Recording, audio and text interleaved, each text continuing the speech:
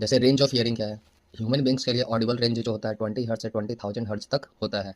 अगर कोई बच्चा जिसका उम्र 5 साल का है, ठीक है, या फिर छोटे एनिमल जो होते हैं जैसे कि कुत्ते का बच्चा हो गया, ये 25 किलो हर्ट्ज तक के आवाज़ को आसानी से सुन पाते हैं। जैसे जैसे इंसान बड़ा होता जाता है उनके ईयर का सेंस ऑफ हियरिंग कैपेसिटी धीरे धीरे क्या होता है, कम होता जाता है। कम होने की वजह से साउंड फ्रीक्वेंसी बिलो 20 हर्ट्ज, जिसकी वजह से क्या होता है कि जब जैसे जैसे एज बढ़ता है उनका हियरिंग कैपेसिटी कम होता जाता है। इसी वजह से ओल्डर पर्सन को कोई साउंड अच्छे से सुनाई नहीं देता। नहीं देता है, ठीक है। अगर रेंज की बात करेंगे तो जैसा कि हम लोग बोले कि 20 हर्ट्ज से 20,000 थाउज़ेंड हर्ट्ज हर्ट्ज़। तक का फ्रीक्वेंसी को इंसान सुन सकता है। अब इस हिसाब से अगर साउंड को कैटेगराइज किया जाए तो 3 तरीके का साउंड देखने को मिलता है। एक होता है इंफ्रासोनिक साउंड, जिसका हुँ, फ्रीक्वेंसी 20 हर्ट्ज से नीचे नीचे होता होता है। है। उसके बाद होता है 20 से 20,000 हर्ट्ज, जिसको ऑडिबल रेंज और फ्रीक्वेंसी बोलते हैं।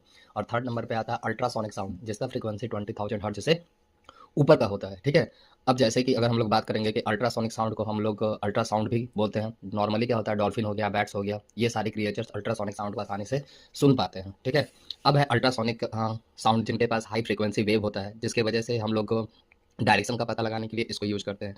नॉर्मली अगर यूजेस ऑफ अल्ट्रासोनिक साउंड की बात करेंगे तो अल्ट्रासोनिक साउंड का यूज़ करके हम लोग किसी भी मशीन या इंस्ट्रूमेंट के क्लीनिंग में इस साउंड का यूज़ करते हैं। जैसे मशीन वगैरह में बहुत सारे एरिया ऐसे होते हैं जहाँ पर हमारे हाथ नहीं हुँ, पहुँच पाते हैं, वैसे एरिया को साफ करने के लिए अल्ट्रासोनिक साउंड का यूज़ किया जाता है, ठीक है।